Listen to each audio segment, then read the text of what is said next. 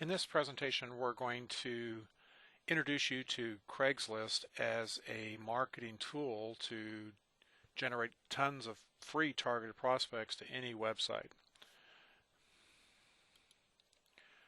Specifically, what we're going to talk about initially is we're going to review what is Craigslist, and then some of the issues with trying to post hundreds or even thousands of ads to Craigslist on a regular basis. And then in a second part video, we'll look at some methodology and procedures or processes you can use to avoid these issues, and we'll deal with some common questions and answers. So, what is Craigslist? Craigslist is the single largest online classified ad website in the world with in excess of 5 billion page views per month. It was founded in 1995 by Craig Newmark and is designed for people to be able to post jobs, personal services, erotica. There's all sorts of different categories that you can post, much like any other kind of classified service. It just happens to be the single largest classified service on the World Wide Web. It's actually designed to be a local advertising media. Craigslist is really looking for people in the San Francisco area to be advertising to people in the San Francisco area, as an example. The top 10 cities that are involved in Craigslist get about 80% of all the traffic. So the top 10 cities in essence generate somewhere in the neighborhood of 4 billion page views a month. And while there's all sorts of different types of classified categories, the job posting categories on the very largest cities have been turned into a paid model, which is in fact the way that Craigslist makes money. And it's increasing in the number of cities that are actually being paid. In November 1st of 2007, they added a fair number of additional cities like Sacramento and San Diego to the paid list. So it's just a matter of time before all the major cities are going to be a paid model and the free model won't be available. But there's a variety of categories to post in. So regardless, Craigslist will be a very attractive free marketing option for direct sales, network marketing, MLM, etc. What we're going to do real quickly is just give you an idea what the Craigslist website looks like. So this is the Craigslist website. If we go back to the home page for Atlanta, again you'll see we're in the Atlanta section. So the website is broken down by city. We can go to like Austin, and now we're looking at the Austin area, and obviously the website looks exactly the same. And you can go to any state and pick a specific city within the state, and then you can look at the specific categories. So all your job categories are listed here. You've got housing, which obviously would be local. You've got personal services. You've got business, so like small biz ads is another good spot to do some advertising. So you've got a variety of different categories. I tend to spend a lot of my time in the sales business development. This is where you have sales jobs listed, and you can go through and see all the different jobs that are listed here. You can see what is working. So here we have what looks to be a full job type opportunity. You've also got what are more like income opportunities.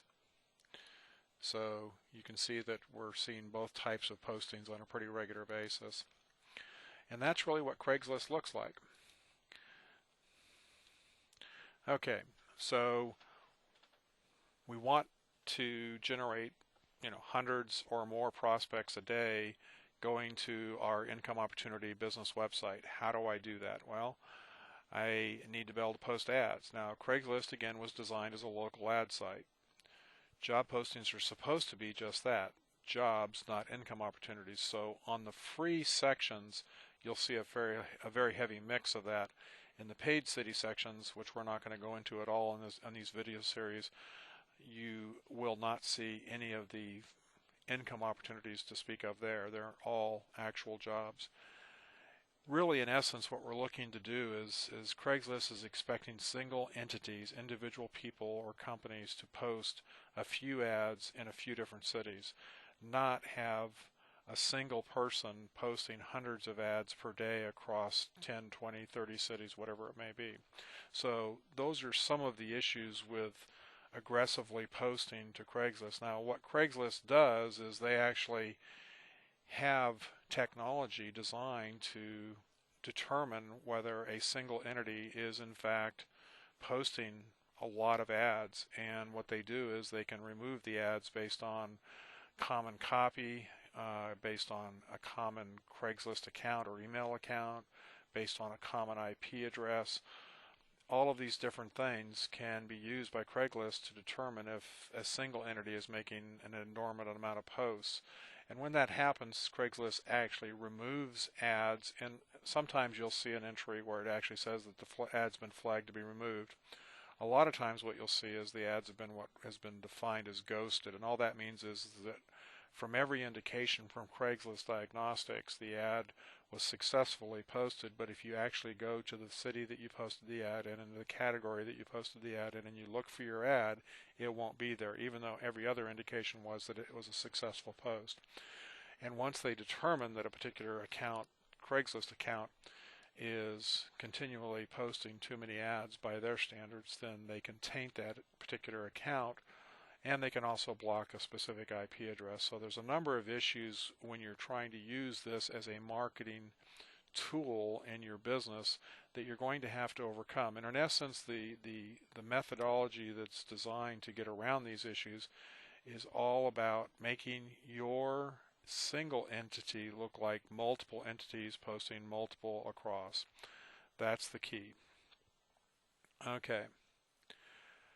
So how does Craigslist identify these specific issues? Well, obviously the number of postings from a single email or a Craigslist account, any kind of duplicate copy that you might have in the ads or titles.